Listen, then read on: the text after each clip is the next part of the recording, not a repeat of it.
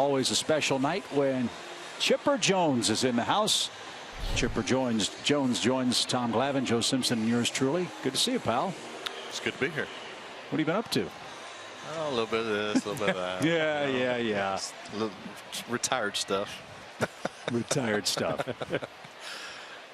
Well, how about AJ launching one down the right field line?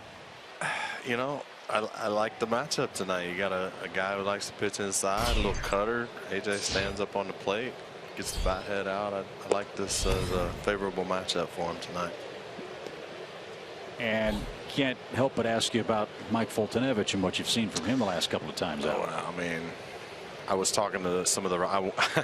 I went over and talked to Walt Weiss because I haven't seen him in a couple of years, and so I got to talk to some of the Rockies players, and they asked me about Folty, and you know, typical young pitcher is going to go out and he's going to not make it out of the fourth. You know, one outing, giving up a couple of homers, and then you know go 7 strong with 10 punch outs the next, and it looks like we got kind of the same Folty we had the last outing in Chicago, which is always a good sign. Yeah, 10 strikeouts, no walks, 7 innings. I mean, he had command of everything against a really good hitting team in that ballpark right before the break. And he just struck out the second leading hitter in the National League looking, DJ LeMahieu. Finally got him. He's been 5 for 5. Tommy, that pitch will always work, won't it? He can make a lot of money throwing that pitch right there. Well, you would know. You would know. I want to ask you about this guy. Your timing is perfect.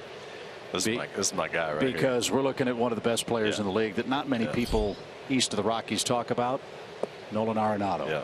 What do you think? This is my guy right here. If I was obviously everybody talks about the Harpers and the Trouts and the Machados and who you would start an organization around. This guy, you know, I'm a little biased as a third baseman, but this guy is certainly a guy that I don't care that he plays in Coors Field because his splits are just as good on the road. He's a guy that's gonna, you know, get the big base hit on the road. At home, doesn't matter. He's gonna hit the big home run. He's gonna make the big defensive play. His all-around game, I guess, is what impresses me the most. Yeah, 3 Gold Gloves to start his career. I mean, Ichiro Suzuki's the only other guy to do that. So we focus on the offense, but this guy, one of the best defenders in the game. And he's a converted guy. He was a high school shortstop and a catcher. And if you read the scouting report on Nolan Arenado, there was no way anybody would have predicted he was going to be this good. One scout said he's slow and duck-footed.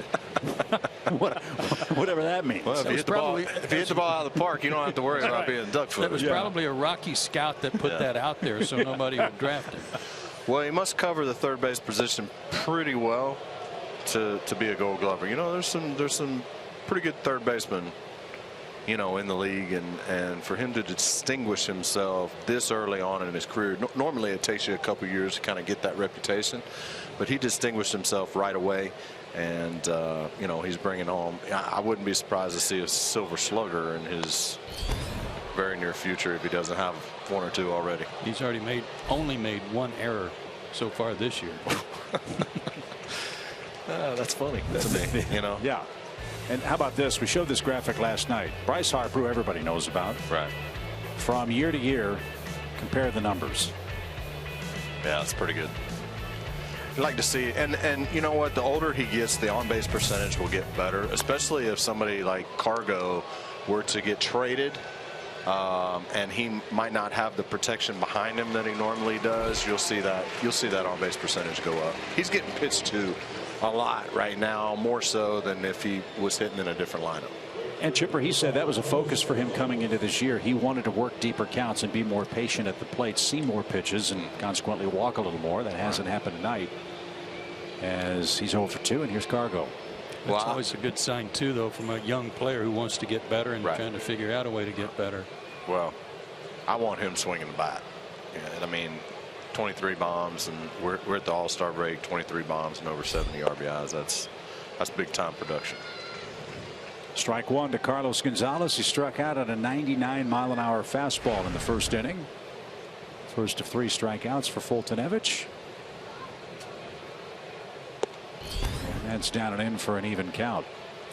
Have you been down on the farm? Have you been seeing any of the kids in the last couple of weeks with the All-Star break just passed for the Braves? I haven't. You know, I've been getting kind of greedy waiting for Swanson and Albies to get called up to Gwinnett so I don't have to go to Mississippi. I'm lazy in my retirement, you know, so no, but I've been keeping up with the reports. I'm extremely excited about some of these, especially the first 3 pitchers that we drafted in the draft this year. Been keeping up with them, been keeping up with Colby Allard, the first pick from last year, and we had a combined no-hitter in the GCL with Joey Wentz today.